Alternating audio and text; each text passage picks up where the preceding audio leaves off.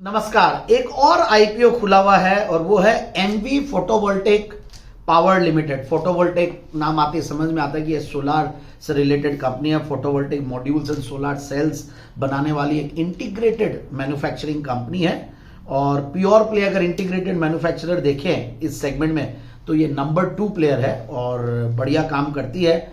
और बहुत सारे इस सेगमेंट से आईपीओज अभी रिसेंटली भी आए और पिछले 1-1.5 सालों में बहुत बड़ी बड़ी कंपनियां आई और उनमें से देखिए वारी एनर्जीज हमने देखा किस तरीके से एक बड़ी मार्केट कैप वाली कंपनी बनी। प्रीमियर एनर्जीज है वो भी बढ़िया, विक्रम सोलार है, फिर सात्विक ग्रीन एनर्जी भी रिसेंटली इस पे वीडियो बनाया था। सो बहुत सारी कंपनियां इस सेगमेंट से लिस्टेड है और काफी सरकार का भी इतना फोकस है और जिस तरीके से अलग अलग स्कीम सरकार की तरफ से आ रही है, भले ही वो सूर्य घर योजना हो, पीएम कुसुम योजना हो, इन सब के तहत इन कंपनियों को बहुत बड़ा फायदा मिल रहा है। और रूफटॉप पे भी हम देखें तो सोलार्स जो लगते हैं ये भी एक बहुत बड़े रूप में अब एक डिमांड बढ़ी है और वहां पे भी काफी सरकार ने इस सेगमेंट में सब्सिडीज वगैरह भी दे रहे हैं तो उसकी वजह से भी काफी सेल्स आ रही है। सो अभी और भी ग्रोथ बाकी है। कंपनियों ने, सारी कंपनियों ने इनफैक्ट पिछले कुछ सालों में बहुत अच्छी ग्रोथ दिखाई है और इस कंपनी ने भी गजब की ग्रोथ दिखाई है। अगर 2024 की बात करें तो 48-49% की ग्रोथ थी। 2024 और 25 के बीच में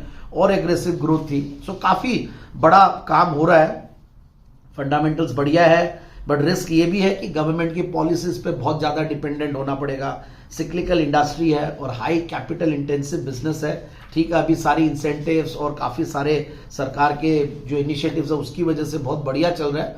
पास्ट में ये इंडस्ट्री बहुत सालों से जब चल रही थी तो कुछ गवर्नमेंट पॉलिसीज में चेंजेस की वजह से भी अफेक्टेड हुआ था, बट अब आने वाले दिनों में सरकार को ये समझ में आ गया कि किस तरीके से रिन्यूएबल एनर्जी पे फोकस रखते हैं तो भारत को भी फायदा होता है। ये एक बहुत इंपॉर्टेंट चीज है क्योंकि हम क्रूड ऑयल नेट इंपोर्टर हैं, तो साथ में अगर ये ईवीज और ये सब जो चलती है और अगर सोलर एनर्जी और रिन्यूएबल एनर्जी पे फोकस रहता है तो सरकार को ये समझ में आ रहा है कि बहुत फायदा आगे लॉन्ग रन में इंडिया को होने वाला है।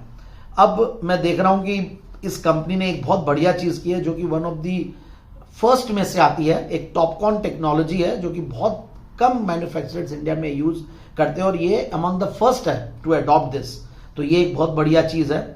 और भी कुछ चीजें बहुत बढ़िया है, मतलब इनके अप्रूव्ड लिस्ट ऑफ मैन्युफैक्चरर्स होती है ALMM, उसमें भी ये कंपनी आती है, वहां पे भी मार्केट शेयर बढ़िया है। मैं देख रहा था प्रोमोटर्स का बैकग्राउंड भी, तो वो बढ़िया है। प्रोमोटर्स का बैकग्राउंड भी क्वालिफाइड प्रोमोटर्स है और बढ़िया बात और लगी कि नेक्स्ट जेन भी कंपनी की इस बिजनेस में आ गई है। So that is also very important. ये बहुत जरूरी होता है कोई भी कंपनी को हम लोग इवेल्युएट करते हैं और लॉन्ग रन के लिए। तो स्ट्रेंथ्स एंड वीकनेसेस बहुत सारे देखे, फंडामेंटल्स भी हमने देखे। फंडामेंटल्स में थोड़ा सा बताऊंगा कि एक बार 15,000 करोड़ का पोस्ट लिस्टिंग मार्केट कैप होगा और उनमें से आईपीओ की जो साइज है वो करीब 2800-2900 करोड़ की आईपीओ है और ओएफएस करीब 755 करोड़ का जा रहा है और 2200 करोड़ मतलब 2143 करोड़ का फ्रेश इशू है जो कि ये कंपनी अपने एक्सपेंशन के लिए यूज करेगी और कैपेसिटीज बढ़ाएंगी।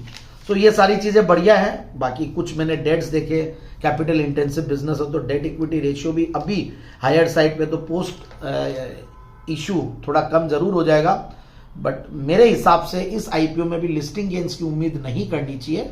और अगर आप medium to long term invest कर सकते हैं तो ही इसमें सब्सक्राइब कीजिएगा। सो फाइनली इन्वेस्टिंग कर सकते हैं, so can apply for medium to long term investing. Thank you.